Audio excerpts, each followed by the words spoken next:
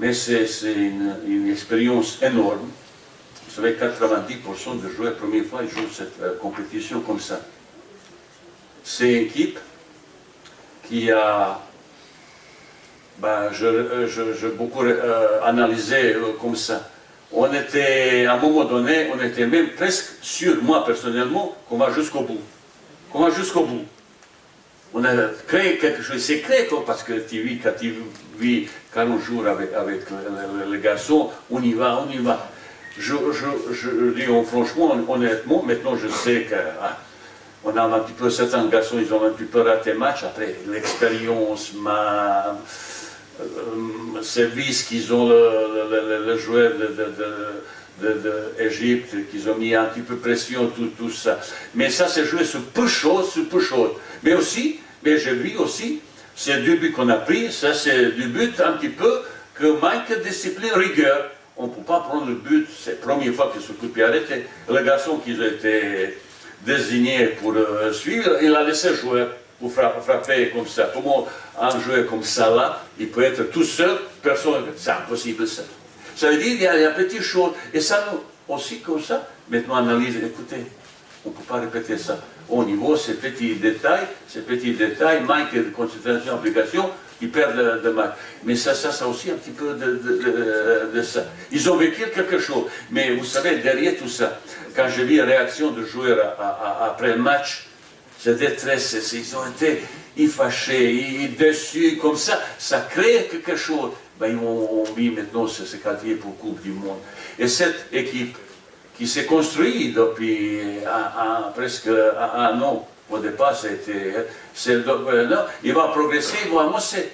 Vous savez, mais malgré ça, monsieur, c'est depuis 20 ans, et l'équipe, elle n'était jamais aussi mieux classée dans la, si vous voulez un petit peu statistique. Depuis 18 ans, ils n'ont jamais fait aussi meilleur qu'un, comme ça. Il y a pas mal de choses positives. On est maintenant au 12e sous classement, je pense, Afrique, avant, ça a été comme ça. Veut dire que cette équipe progresse doucement. Mais j'aimerais bien que si on a gagné, si on gagne demain la Coupe du Monde et tout ça, mais de temps en temps, ces choses, il faut attendre comme ça. Mais je sais, on est impatient, moi, personnellement. Mais je suis très optimiste, parce que je travaille avec les garçons, je connais ces mentalités comme ça. J'aime bien récupérer toutes les forces individuelles. Il y a encore des garçons qui ont refusé pour jouer à l'équipe de Maroc, jeunes joueurs. Je parlais hier soir avec le président pour comment ça va, comme ça. Certains joueurs qui ont beaucoup de talent. Comment un petit peu avoir discussion, parce que ça, tout le monde parlait, discutait un petit peu. Comment organiser ça, contact avec les gens qui sont un petit peu déracinés, qui sont dans la main de gens, agents étrangers qui font tout pour qu'il n'y ait pas comme ça. C'est entourage de jeu. Ça veut dire qu'il faut qu'un cellule s'efforce pour discuter avec tous les garçons qui sont marocains, qui sont nés là-bas, qui sont un petit peu déracinés, vous savez. Mais ce n'est pas seulement au Maroc, monsieur. D'autres pays ont le même problème.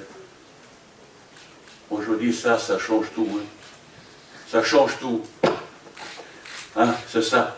Pour ça, j'espère qu'il y aura un jour, tout ça, un petit peu plus de coordination, beaucoup de choses. Football marocain, il y a des garçons de grands talents.